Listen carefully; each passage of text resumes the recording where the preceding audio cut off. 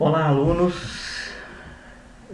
Dando sequência aos nossos estudos de anatomia e abertura, cirurgia de acesso. Nesta aula vamos estudar a anatomia do premolar inferior e ver quais as influências anatômicas nós podemos tirar proveito para melhorar o nosso procedimento de cirurgia de acesso desses dentes.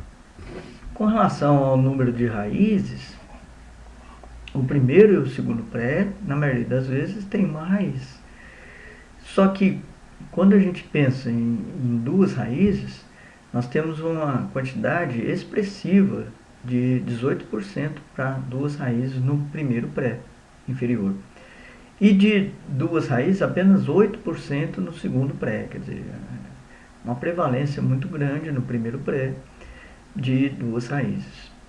O número de condutos, nós temos aí que o primeiro pré ele tem aproximadamente 67% de um conduto e o segundo pré aproximadamente 90%. Quer dizer, a maior prevalência nesses dentes é de um canal. Uma prevalência alta também, a gente observa de dois condutos, 31%, para o primeiro pré e de dois condutos para o segundo pré de 10%.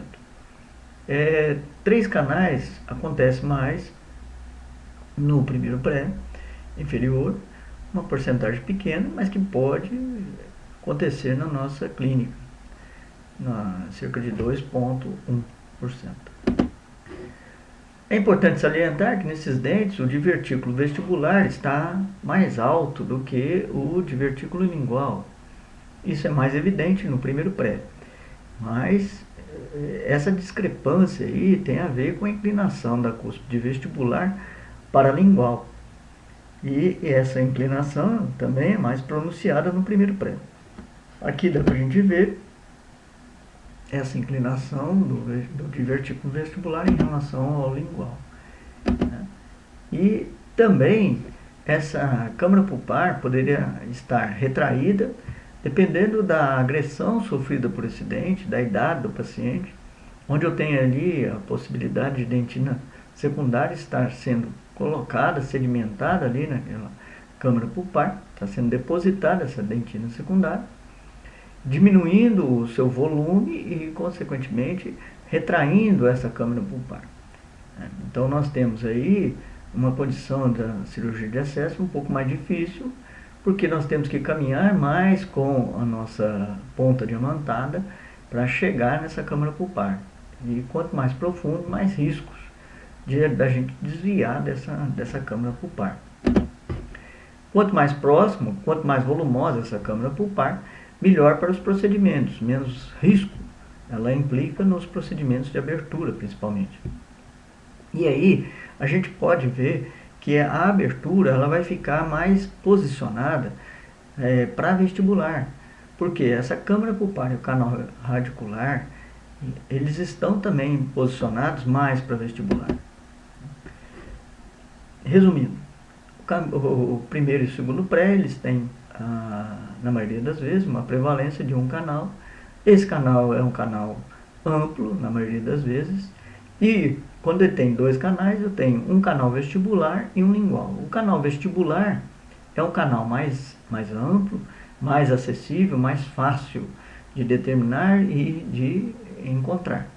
O canal lingual, às vezes, é muito difícil, principalmente quando você tem uma divisão além do terço médio.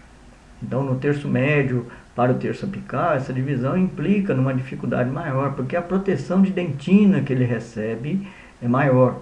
Então, a deposição da dentina ali na parte cervical desse dente é muito intensa, fazendo com que a dificuldade de encontrar o canal lingual seja muito difícil de encontrar esse canal. E aqui as referências que a gente tem para tentar encontrar essa câmara pulpar, ou seja, essa inclinação na vestibular da parede externa, ela pode determinar uma inclinação que às vezes a gente precisa ter com a nossa ponta diamantada para encontrar essa câmara pulpar. Então, essa projeção de dentina para o lado lingual, ela realmente é uma projeção difícil da gente romper. É necessário muito desgaste do dente Para evitar esse desgaste excessivo do dente, então nós temos que colocar à nossa disposição outros instrumentos, como as limas da série especial, da primeira série, a lima 15, para tentar encontrar esse canal e desgastar o menos possível essa estrutura.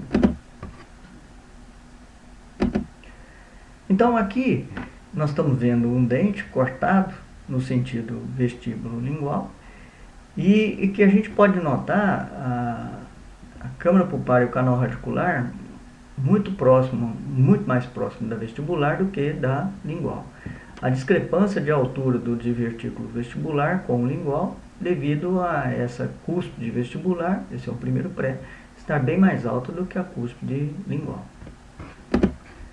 Esse é um slide, que é uma foto que nesse slide mostra, lá do livro do Caminhos da Polpa, e que mostra essa proximidade da câmara pulpar e do canal radicular mais para vestibular.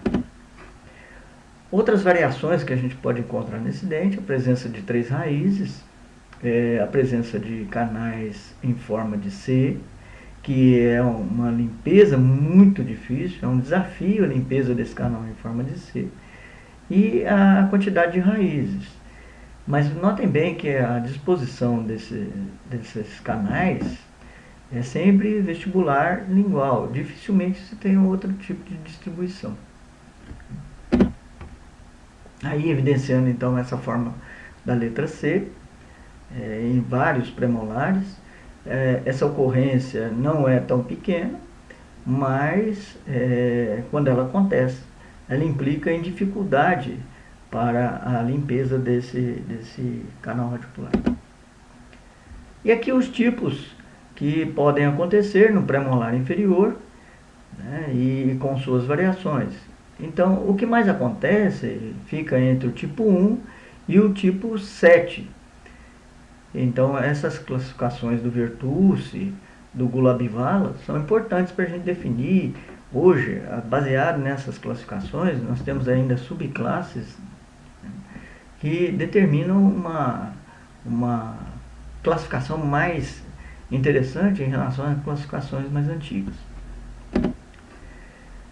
A forma do canal, tanto o primeiro quanto o segundo pré, eles têm forma achatada, o canal de forma achatada, principalmente no terço cervical. No terço médio e no terço apical, a tendência de se tornarem circulares, né, com algumas exceções.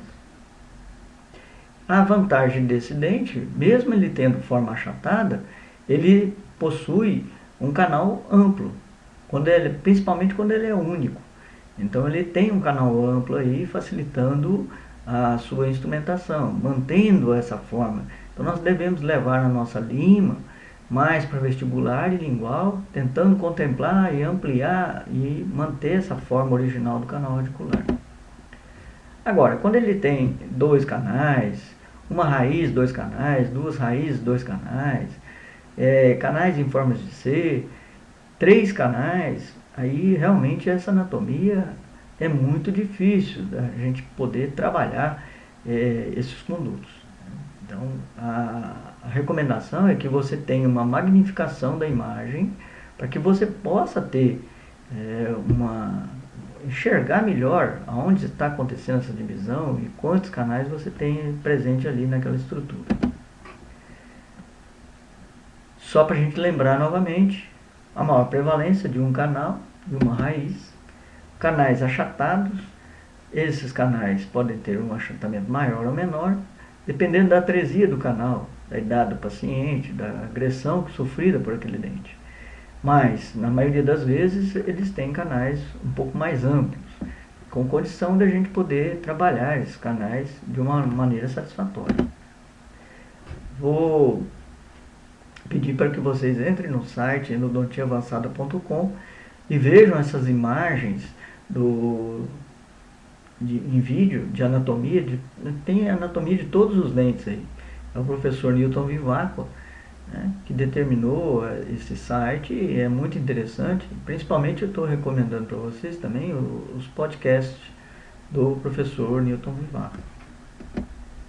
Então aqui um primeiro pré, em que eu tenho uma divisão de raiz muito muito lá próximo do terço apical, quase na saída dos canais.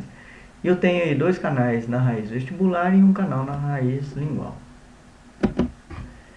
Então essas inclinações na coroa, por exemplo, na raiz vestibular, da ponta de cúspide vestibular ou da cúspide vestibular do primeiro pré, ela é significativa para determinar um posicionamento dessa câmara pulpar e dos canais. E aí nós temos algumas variações, 2 canais dividindo no terço médio quase apical, e as ramificações que esse dente pode possuir. O canal é muito mais estreito no sentido mesodistal do que vestíbulo lingual, salientando a inclinação aqui da vestibular em relação à lingual.